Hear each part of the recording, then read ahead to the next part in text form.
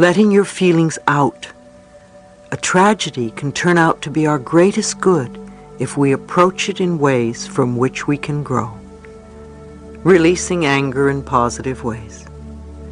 Everyone deals with anger at one time or another in their lives. Anger is an honest emotion. When it is not expressed or processed outwardly, it will be processed inwardly, in the body, and usually develops into a dis-ease or dysfunction of some sort. Like criticism, we usually get angry about the same things over and over again. When we are angry and we feel we don't have a right to express it, we swallow it down, which causes resentment, bitterness, or depression. So it's good to handle our anger when it comes up. There are several methods to deal with anger in positive ways. One of the best is to talk openly to the person with whom you are angry and to release the pent-up emotions. You can say, "I am angry with you because."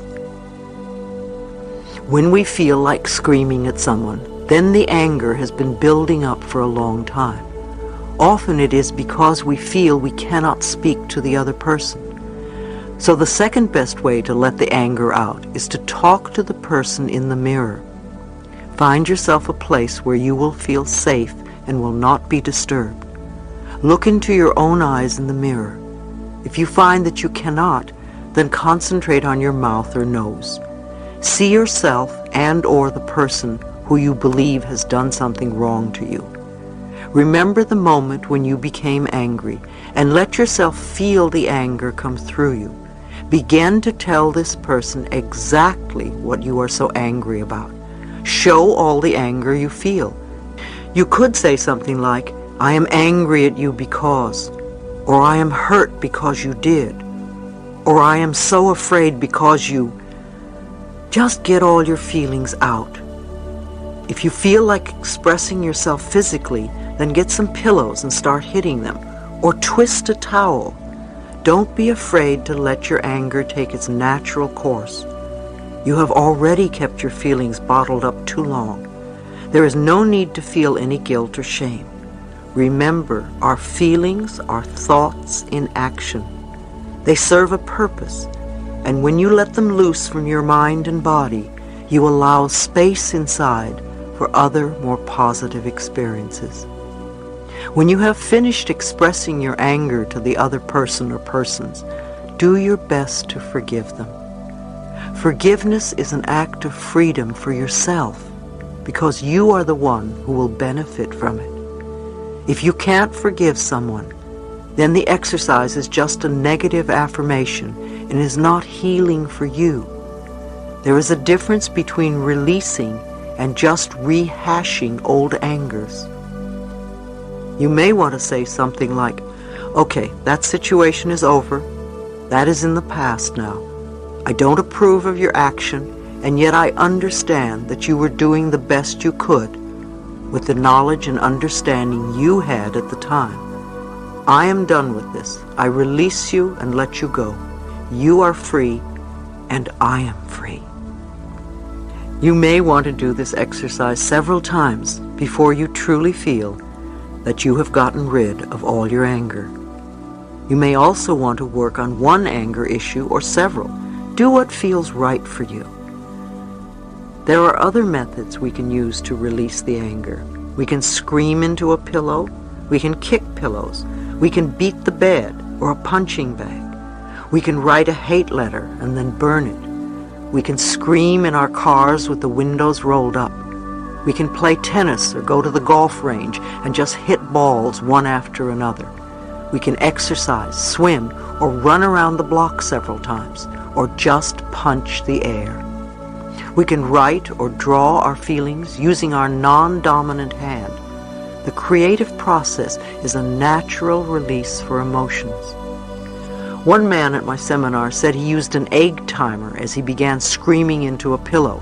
He gave himself 10 minutes to let out all his frustrations and anger about his father. After 5 minutes, he was exhausted, and every 30 seconds he would look at the egg timer and realize he still had a few more minutes to go. I used to beat the bed and make a lot of noise. I can't do that now because my dogs get frightened and think I'm angry at them. Now I find it very effective to scream in the car or dig a hole in the garden or bat a ball around. As you can see, you can become quite creative when releasing your feelings. I recommend that you do something physically to release charged up emotions in a safe way. Don't be reckless or dangerous to yourself or others. Remember also to communicate with your higher power. Go within and know that there is an answer to your anger and that you will find it. It is very healing to meditate and visualize your rage flowing freely out of your body. Send love to the other person and see your love dissolve whatever disharmony there is between you. Be willing to become harmonious. Perhaps the anger you feel is reminding you that you aren't communicating well with others. By recognizing it, you can correct it. It's amazing how many people tell me how much happier they have become once they release anger towards another person. It's as though a huge burden has been dropped. One of my students had a difficult time letting her anger out. Intellectually, she understood her feelings, yet she couldn't express them outwardly. Once she allowed herself this expression, she kicked and screamed and called her mother and her alcoholic daughter all sorts of names. She felt a tremendous weight lift from her. When her daughter visited her afterwards, she couldn't stop hugging her. She had allowed room for love to come inside where all the repressed anger had been. Maybe you have been a person who's been angry for a major part of your life. You have what I call habitual anger. Something happens and you get angry. Something else happens and you get angry again. Once more it happens and you keep getting angry, but you never go beyond getting angry. Habitual anger is childish. You always want your own way. It would be helpful to ask yourself, why am I choosing to be angry all the time? What am I doing to create situation after situation that angers me? Is this the only way I can react to life? Is this what I want? Who am I still punishing or loving? Why do I want to be in this state? What am I believing that causes all these frustrations? What am I giving out that attracts in others the need to irritate me? In other words, why do you believe that to get your way, you need to get angry? I'm not saying that there are no injustices, and there aren't times when you have a right to feel angry. However, habitual anger is not good for your body because it lodges in there. Notice what you focus on most of the time. Sit in front of a mirror and look at yourself and ask, who are you? What is it that you want? What makes you happy?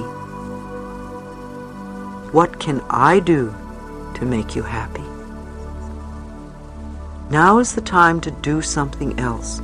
Create a new space inside yourself for loving, optimistic, and cheerful patterns.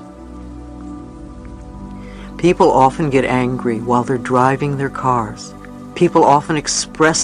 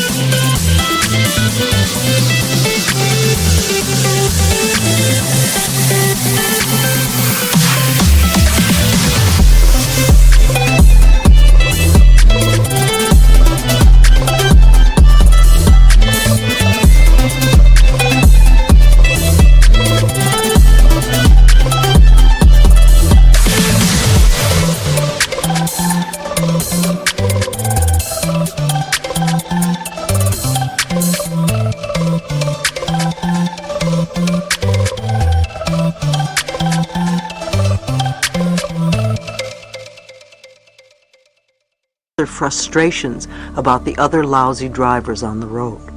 Long ago, I got over the fact that I was going to be upset because of someone else's inability to follow the rules of the road.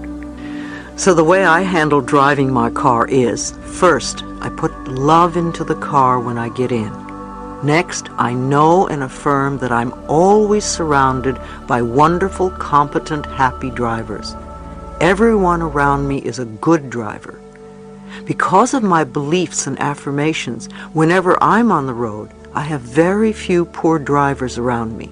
They're off bothering the person who's shaking his fist and screaming. You know, your car is an extension of you, just like everything and everyone are extensions of you.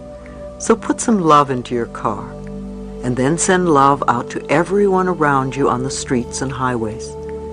I believe that the parts of your car are similar to the parts of your body. Letting all your negative emotions well up inside you does more bad than good.